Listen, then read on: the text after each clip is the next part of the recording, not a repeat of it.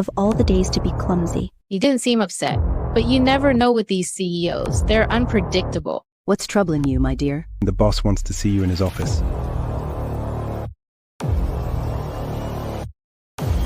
There's one condition. You won't believe it. Made an awful proposition. So, what's your answer? In the heart of Abuja lived a young woman named Jane. Jane had lived her entire life in the modest neighborhood with her mother, Mrs. Eve, who was her rock, her confidant, and her prayer warrior. They had little, but they had each other, and that was enough. Jane worked as a waitress at a cozy restaurant called Tasty Bites, a place known for its mouth-watering food and desserts. The restaurant was one of the many businesses owned by a mysterious, rarely seen CEO.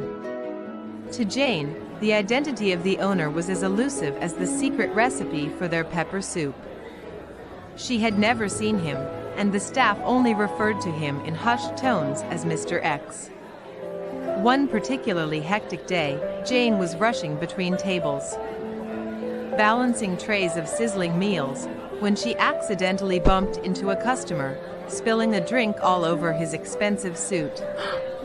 Flustered, she began apologizing profusely, grabbing napkins in a futile attempt to clean up the mess. The customer, a well-dressed man with a calm demeanor, smiled and reassured her that it was fine. It's just a suit. Accidents happen. He said, his voice soothing. Jane breathed a sigh of relief, grateful for his understanding. As she rushed back to the kitchen, she couldn't help but feel embarrassed. Of all the days to be clumsy. She muttered under her breath, her cheeks still flushed from the incident. But there was no time to dwell on it. The lunch rush was in full swing, and orders kept flying in. The rest of the day passed in a blur, and by closing time, Jane was exhausted. As she was wiping down the tables and stacking chairs, her friend and fellow waitress, Nina, sidled up to her with a mischievous grin. You'll never guess who you spilled that drink on. She teased, her eyes sparkling. Jane raised an eyebrow, too tired to play along. I don't know, some rich guy with a nice suit? She guessed, hoping to speed up the reveal so she could finally go home. Nina leaned in closer, her voice dropping to a conspiratorial whisper. That rich guy was none other than Mr. X. Jane's eyes widened, and her heart skipped a beat. You're joking. She gasped, nearly dropping the cleaning rag in her hand. No joke. Nina replied, clearly enjoying Jane's shock. I overheard the manager talking to him. Apparently he drops by once in a blue moon, just to see how things are going, and you, my dear, just baptized him with orange juice. Jane felt like the floor had opened up beneath her. All the stories she had heard about Mr. X suddenly rushed back, how he was a stickler for details, a perfectionist, and someone who didn't tolerate mistakes lightly. Her stomach twisted into a knot. Oh no, he's probably going to fire me. She groaned. Nina shrugged. You didn't seem upset, but you never know with these CEOs. They're unpredictable. As Jane walked home that evening, the cool Abuja breeze did little to calm her nerves. She replayed the scene in her head over and over, imagining 100 different ways it could have gone. What if he really was upset but just hid it well? What if tomorrow she'd find a pink slip waiting for her at the restaurant? By the time she reached the small apartment she shared with her mother, her anxiety had reached fever pitch. Mrs. Eve, sensing her daughter's distress, sat her down with a cup of steaming tea. What's troubling you, my dear? She asked gently. Jane hesitated, then spilled the whole story, from the spilled drink to the revelation that it was Mr. X himself. Mrs. Eve listened patiently, nodding occasionally. When Jane finished, her mother smiled and patted her hand. Remember, my dear, what's done is done. Worrying won't change anything. But prayer can move mountains. Jane nodded, trying to take comfort in her mother's words, but sleep didn't come easily that night. She tossed and turned, visions of being dragged into Mr. X's office and sternly reprimanded haunting her dreams. The next morning, Jane walked to work with a heavy heart, half expecting to find her belongings in a cardboard box waiting for her at the door. But when she arrived, everything seemed normal. The staff greeted her with their usual smiles, and the manager handed her the day's duties without a word about the previous day's incident. Jane was almost beginning to relax when the manager approached her during a lull in the lunch rush. Jane, the boss wants to see you in his office. He said, his tone serious but not unkind. Her heart sank. So this was it. The moment she had been dreading. She nodded, swallowing hard, and followed the manager to the back of the restaurant, where a door she had never noticed before led to a small, unassuming office. Mr. X was seated behind a sleek wooden desk, his expression unreadable as he gestured for Jane to sit down. Miss Jane, He began, his voice calm and measured. I believe we had an interesting encounter yesterday. Jane nodded, her palms sweaty as she clutched the edge of her chair. Yes, sir. I'm so sorry about what happened. It was an accident, and I... He held up a hand to stop her, a slight smile playing on his lips. No need to apologize again. In fact, that's not why I called you here. He leaned back in his chair. I want to give you a job at my company. I see potential in you, and I want to give you an opportunity to grow. I'm offering you a better salary, a new house and a car. His voice was smooth, like a freshly paved road. It was an offer so good, it practically shimmered with gold. Jane's eyes widened as she processed the shock of her accidental beverage baptism, found herself struggling to keep her composure. Wow, that's, amazing. She stammered, trying not to let her jaw drop onto the floor. I need to think about it. Of course. Thank you, Mr. Ace. Thank you, Mr. Ace. When she got home, she told her mother, who practically danced a jig at the news. Oh, Jane, God is truly blessing us. This is our divine breakthrough. Mrs. Eve exclaimed. With her mother's enthusiastic support, Jane accepted the offer gratefully.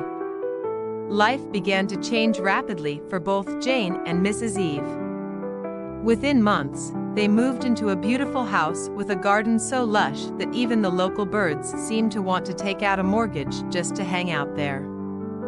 Jane also got a sleek car, a far cry from the old jalopy she used to drive, which had more personality than reliability. 2 years passed, and Jane thrived in her new role. She became known for her integrity, hard work, and cheerful demeanor. She even managed to avoid any more disastrous spills, though she did accidentally set off the fire alarm in the office once when she mistook a prank birthday cake candle for a real one. Mr. Ace observed her from afar, impressed by her growth and loyalty. She's a diamond in the rough. He'd often say, and not just because she'd never broken any of his expensive office furniture. One afternoon, Mr. Ace called Jane into his office. The air was thick with tension, like someone had replaced the air conditioning with a giant block of ice. Jane could sense that something was different.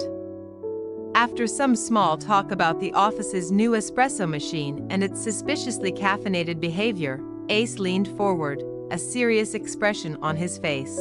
Jane, I want to offer you a promotion. You've earned it. He paused, his eyes darkening as if he were about to reveal that the office coffee had been replaced with decaf. But Jane's heart raced as her mind prepared for a potentially awkward explanation about corporate restructuring or more responsibilities. But Mr. Ace continued. there's one condition. You need to sleep with me. Jane's heart stopped. Her mind raced as she tried to process what she had just heard. Ace was married, with a beautiful wife and a young daughter. How could he ask this of her? She was about to say no, to get up and walk out, when he leaned back in his chair and added, Think carefully, Jane. If you refuse, you'll lose everything. The house, the car, your job, everything. Jane's mind swirled with disbelief and confusion. I need to think about it. She managed to say, her voice barely above a whisper. She quickly left his office, her face as pale as the office's previously pristine carpet. That evening, Jane walked through the front door of her cozy new home, feeling like she had just been through a tornado made of paperwork and emotional distress. Mrs. Eve was sitting on the couch, knitting and humming softly. As soon as Jane entered, her mother's keen eyes picked up on her distress. Jane, what's bothering you? Talk to me, my daughter. Mrs. Eve coaxed, her voice filled with concern. Jane hesitated, then spilled everything, her voice trembling with emotion. Mom, you won't believe it, Mr. Ace. He made an awful proposition. He's offering me a promotion, but there's a catch. I have to sleep with him or I'll lose everything. Mrs. Eve's knitting needles paused mid-stitch. She stared at Jane for a moment, her face a mixture of shock and resolve. Then, with a determined look, she grabbed her Bible from the coffee table. Jane, listen to me. Matthew 16:26 says, "What shall it profit a man if he gains the whole world but loses his soul?" My daughter, you know what to do. Jane looked at her mother, tears welling in her eyes. The weight of the decision was immense, but she knew her mother's wisdom was like a compass guiding her through the storm. They would lose everything, but some things were more important than wealth and comfort. You're right, Mom. After a week of sleepless nights and endless prayers, Jane made her decision. Her nights had been filled with tossing and turning, as if her bed had decided to join her in a full-blown wrestling match. During those nights, her thoughts had oscillated between the anxieties of potentially losing everything and the serenity of holding firm to her values. Endless prayers were said, many of them involving not just direct appeals to God, but also frequent consultations with Mrs. Eve about what to do with that last slice of cake in the fridge, an entirely separate crisis. Jane returned to Ace's office with a pounding heart. She walked in, took a deep breath, and faced Mr. Ace, who was leaning back in his chair with an air of practiced nonchalance.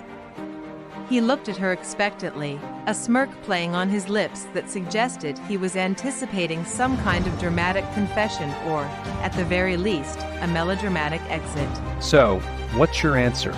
Ace asked, his voice dripping with a blend of curiosity and irritation. Jane squared her shoulders, her voice steady as she said, No, I can't do what you're asking. Even if it means losing everything, I won't sin against God. Ace's smirk faltered slightly, replaced by a strange look that flickered across his face. He seemed to be wrestling with a mix of surprise and perhaps a twinge of something resembling respect. After a moment's pause, he picked up a file from his desk and handed it to her. Fine. Then get out of my office. Jane took the file, feeling a curious blend of relief and sadness. As she turned to leave, she paused at the door, glancing back at Ace. I'll leave, but just know this. God is in control of my life. Even if I lose everything, I know He has something better for me. Just go, Jane. He said, waving her off as if he were shooing away a particularly annoying fly. With her heart heavy but her spirit uplifted, Jane walked out of the building. Her steps were more of a shuffle as she contemplated her uncertain future. She opened the file, expecting to see her termination letter or possibly a memo instructing her to report to the nearest unemployment office. To her astonishment, she almost screamed when she saw the contents. The file held a promotion letter, not a dismissal. It was a letter offering her the position of CEO for a new branch in Lagos, complete with a salary that made her old pay look like loose change. Her heart raced with disbelief, and she immediately called Ace, her voice trembling with a mix of shock and euphoria. Why is there a promotion letter in this file? Ace chuckled on the other end of the line, sounding as if he had just heard the punchline of the funniest joke ever. Congratulations, Jane. You passed the test. I wanted to see if you would compromise your values for success. You didn't, and that's exactly the kind of leader I want for my new company. There will be people to help you get started, but I have full confidence in you. Tears of joy filled Jane's eyes as she struggled to find the words to express her gratitude. She finally managed a heartfelt thank you before hanging up. She looked around, took a deep breath, whispering a prayer of thanks to God, overwhelmed by the miraculous turn of events. When Jane rushed home to share the news with her mother, she found Mrs. Eve standing by the kitchen counter, humming an old gospel tune while chopping vegetables. As soon as Mrs. Eve heard the news, she practically leaped into the air, landing with a joyful shriek. Praise the Lord. Jane laughed through her tears, joining her mother. The living room became a stage for their joyous performance, with Mrs. Eve twirling and Jane attempting to match her mother's exuberant moves. They cooked a feast that night: steak, delicious spaghetti, and a dessert so rich that it probably came with a side of enjoyment. As they sat down to eat, an African movie played in the background, providing a humorous, melodramatic counterpoint to their celebration. They laughed and talked, their joy echoing in the warm, vibrant room. In that moment, as they clinked their glasses and enjoyed their meal, Jane and Mrs. Eve knew that they had not only found success but had done so with their values intact.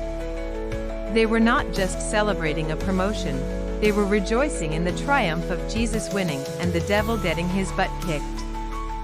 And as the night wore on, their laughter and the sounds of the movie mingled, creating a melody of happiness and gratitude that filled their home.